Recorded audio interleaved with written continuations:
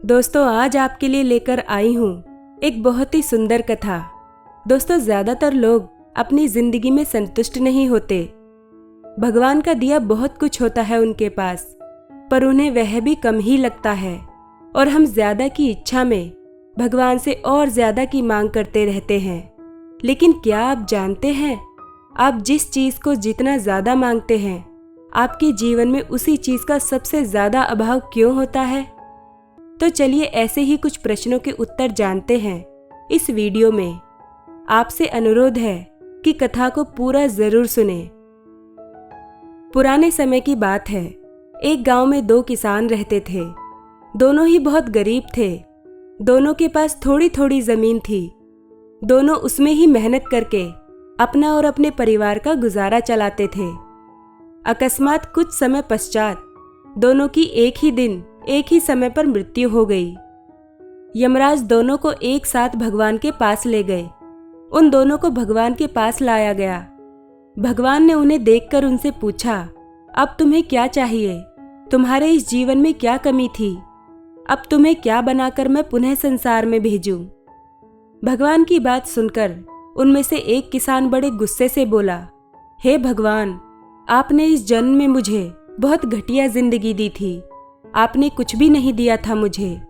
पूरी जिंदगी मैंने बैल की तरह खेतों में काम किया है। जो कुछ भी कमाया वह बस पेट भरने में लगा दिया।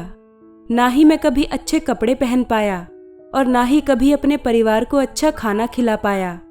जो भी पैसे कमाता था, कोई आकर के मुझसे लेकर चला जाता था और मेरे हाथ में कुछ भी नहीं आया। देखो कैसी जानवरों जैसी जिंदगी जी है मैंने। उसकी बात सुनकर भगवान कुछ समय मौन रहे और पुनः उस किसान से पूछा, तो अब क्या चाहते हो तुम? इस जन्म में मैं तुम्हें क्या बनाऊं? भगवान का प्रश्न सुनकर वह किसान पुनः बोला, भगवान, आप कुछ ऐसा कर दीजिए कि मुझे कभी किसी को कुछ भी देना ना पड़े। मुझे तो केवल चारों तरफ से पैसा ही पैसा मिले। अपनी बात कहकर वह किसान चुप हो गया। भगवान ने उसकी बात सुनी और कहा, तथास्तु, तुम अब जा सकते हो।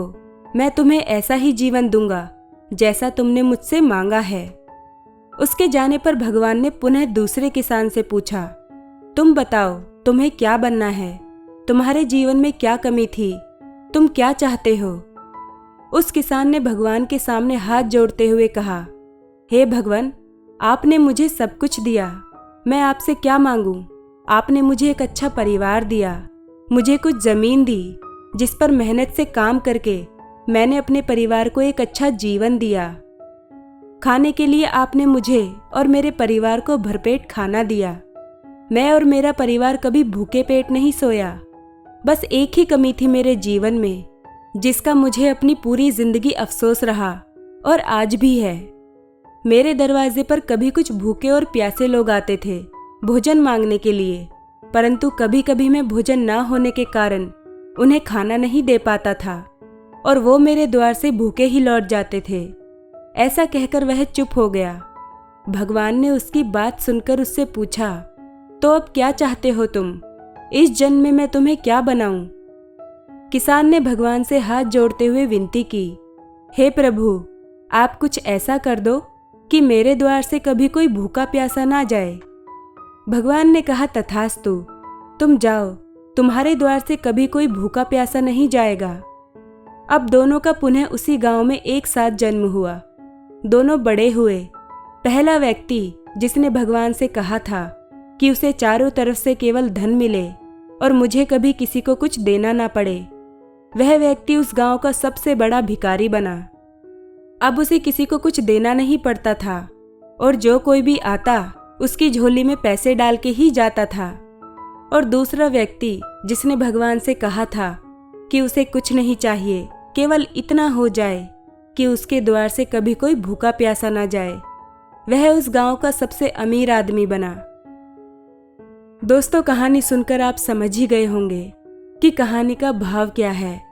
जिंदगी में जितना आप शिकायत करेंगे तो आप ध्यान रखें, आप सदा शिकायतें ही करते रहेंगे।